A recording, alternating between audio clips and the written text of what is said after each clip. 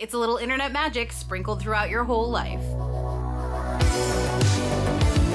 Often there are stories that happen beyond a video, and today we're gonna look at 2 examples from my past videos of stories that impact my day-to-day life. Pretty early in this channel's history, I took my first ever solo trip to a place I'd never been before, and that was Las Vegas. You may remember the Conquering Small Fears video where I opened my first ever bottle of champagne there.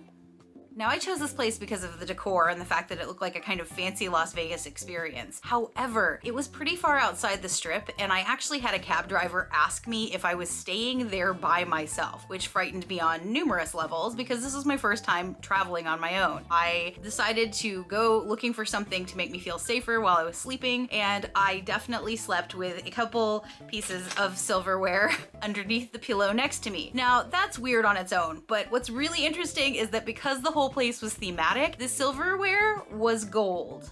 But I had a great time in Vegas, and it changed a whole lot of my life doing that first solo adventure on my own. And as a result, when I needed to later change my silverware at home in Seattle, I decided to get gold silverware, because that way I can remind myself on a daily basis that fear doesn't get to win.